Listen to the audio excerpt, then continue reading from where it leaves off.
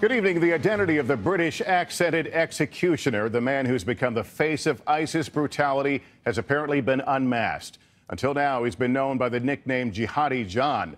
But a senior U.S. intelligence official confirms to NBC News that a London-raised former university student is the sinister figure whose videotaped taunts and beheadings of Western hostages have horrified people around the world.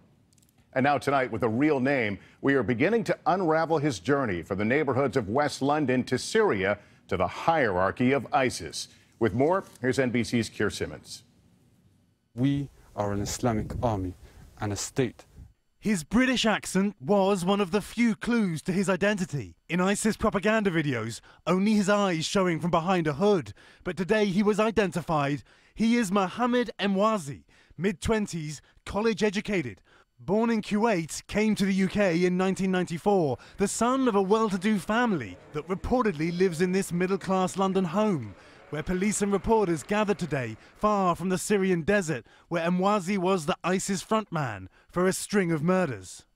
American journalist James Foley last August, then journalist Stephen Sotloff, British aid workers David Haynes and Alan Henning, American aid worker Peter Kassig, and last month Japanese hostages Haruna Yukawa and Kenji Goto.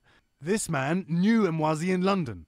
Does that sound like the man that you knew? A little bit. I really don't want to be certain, but I can't deny the fact that I do find that there are a number of similarities for sure. The reporter who identified Emwazi says he wasn't always violent. He was a shy person. He was very interested, devoted to religion, devoted to his family. He studied computer programming at London's Westminster University, leaving in 2009. Sources here say while in the UK, Emwazi did have connections to extremists in Somalia and was known to the British security agencies. But he left Britain in 2012 for Syria, where he would join ISIS and become a symbol of their brutality.